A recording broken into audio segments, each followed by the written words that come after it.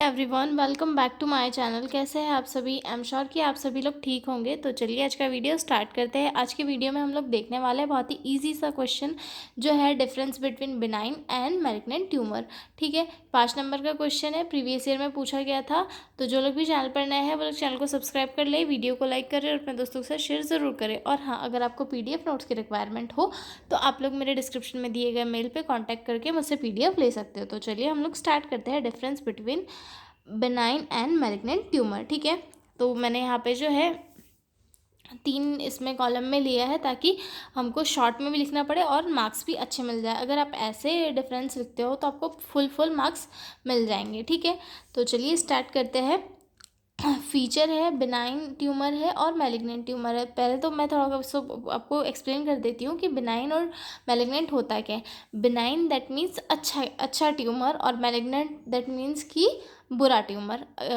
अगर एक easy language में हम लोग याद करें तो बिनाइन ट्यूमर क्या होता है, नॉन कैंसरस होता है और ये बॉडी के अदर पार्ट्स में नहीं पहुंचता, मतलब बहुत रेयर होता है कि ये स्प्रेड करता है। जबकि मैलिग्नेंट ट्यूमर क्या होता है, पूरी बॉडी में सर्कुलेट करता है। और यह जो बिनाइन ट्यूमर होता है, ये मतलब इसकी जो सेल्स होती है वो नॉर्मल सेल्स के जैसे होती है, और मैलिग्नेंट ट्यूमर की जो है थोड़ी अलग होती है, एबनॉर्मल सेल्स होती है। ठीक है, और तो हम इसके डिफरेंस ही देख लेते हैं अब। ठीक है, तो बिनाइन ट्यूमर अच्छा होता है और मैलिग्नेंट ट्यूमर नहीं होता। वैसे अच्छे तो दोनों नहीं होते हैं, लेकिन ये कम सीवियर होता है और ये ज़्यादा सीवियर होता है। ठीक है, सबसे फर्स्ट फीचर इसका नेचर देखेंगे कि नेचर में कैसे होता है। तो बिनाइन ट्यूमर जो है नॉन कैंसरस होते हैं और मैलिग्नेंट ट्यूमर कैंसरस होते हैं। ठीक है, उसके बाद आता है ग्रोथ रेट कैसा होता है। बिनाइन ट्यूमर का स्लो ग्रोइंग होता है, मतलब ये काफ़ी स्लोली ग्रो होते हैं। और जो मैलिग्नेंट ट्यूमर होता है ये काफ़ी रैपिड और अनकंट्रोल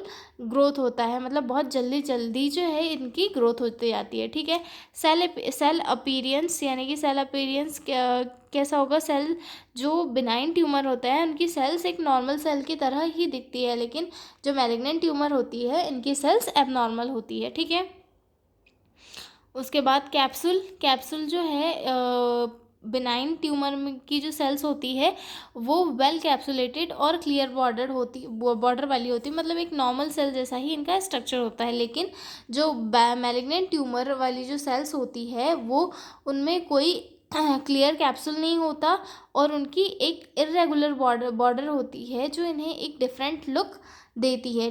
जो इन्हें जो है, क्योंकि ये जो है अनकंट्रोलेबल ग्रोथ करते हैं, तो इनका स्ट्रक्चर, इनका कैप्सूल, इनका जो लुक है वो सारी चीज़ें नॉर्मल सेल से काफ़ी अलग होती है। ठीक है, उसके बाद आता है इन्वेजन पे। Invasion of near by tissue, यानी कि जो ये किसी दूसरे पार्ट में धंसते या नहीं धंसते। तो जो बिनाइन ट्यूमर होते हैं ये किसी भी नियर वाले टिश्यूज़ में नहीं धंसते, मतलब दूसरा जो अदर पार्ट होता है उसे अफेक्ट नहीं करते। लेकिन जो मैलिग्नेंट ट्यूमर होता है वो अपने आसपास के जो पार्ट्स होते हैं उनमें जाकर जो है डिस्ट्रक्शन कॉज करता है, मतलब उन्हें डिस्ट्रॉय करता है और वहाँ पर जाके इन्वेड होता है, मतलब वहाँ पे धंसने की कोशिश करता है। ठीक है, उसके बाद आता है metastasis, that means spread to other organs. ये जो होता है कहीं पर भी स्प्रेड नहीं होता। और जो मैलिग्नेंट ट्यूमर होता है वो काफ़ी स्प्रेड होता है, स्प्रेड टू डिस्टेंट पार्ट विया ब्लड और लिम्फ, यानी कि ब्लड और लिम्फ के थ्रू जो है ये बॉडी के अदर पार्ट्स में भी जो है पहुंच सकता है। ठीक है, रीअकरेंस आफ्टर सर्जरी, यानी कि जो सर्जरी और ट्रीटमेंट के बाद में वापस से हो सकता है या नहीं। तो जो बिनाइन ट्यूमर होता है वो वापस से बहुत रेयर केसेस में होता है, लेकिन जो मैलिग्नेंट ट्यूमर होता है वो कॉमनली कम बैक हो जाता है, मतलब वापस सर्जरी के बाद भी वापस में उठा के आ जाता है। ठीक है, उसके बाद अगला देखते हैं इफ़ेक्ट ऑन बॉडी।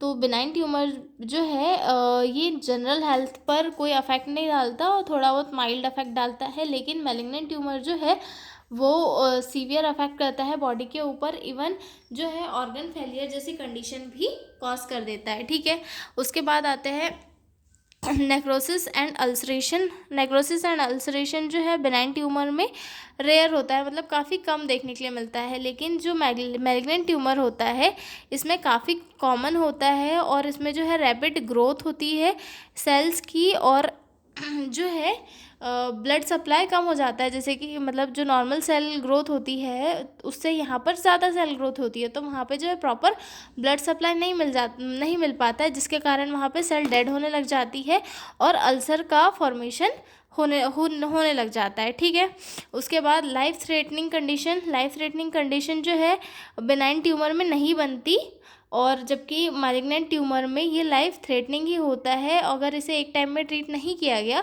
तो ये पेशेंट की कंडीशन लाइफ थ्रेटनिंग कर देता है। ठीक है, उसके बाद आता है made of treatment.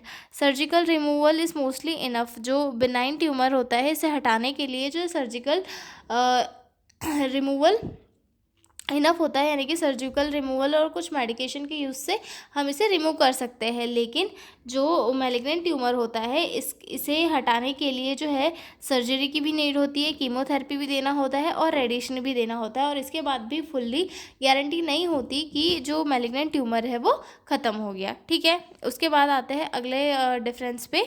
Systematic symptoms usually absent, मतलब इसके कोई सिस्टमेटिक सिम्टम्स नहीं होते हैं, जबकि मैलिग्नेंट ट्यूमर के सिस्टमेटिक सिम्टम्स देखने को मिलते हैं। Often persistent weight loss, fatigue, anaemia, ये सारी कंडीशन जो है एक मैलिग्नेंट ट्यूमर वाले पेशेंट में देखने के लिए मिल जाती है। ठीक है, अब एग्जांपल देख लेते हैं इनके। फॉर एग्जांपल लाइसोमा, फाइब्रोनोमा एक बिनाइन ट्यूमर के एग्जांपल है, और कार्सिनोमा जैसे कि जो लंग में होता है, ब्रेस्ट में होता है, सार्कोमा, ल्यूकेमिया, ये सारे जो है मैलिग्नेंट ट्यूमर के एग्जाम्पल्स है। आई एम श्योर कि आपको समझ में आ गए होंगे। तो हम मिलते हैं अगले वीडियो में, तब तक के लिए बाय बाय।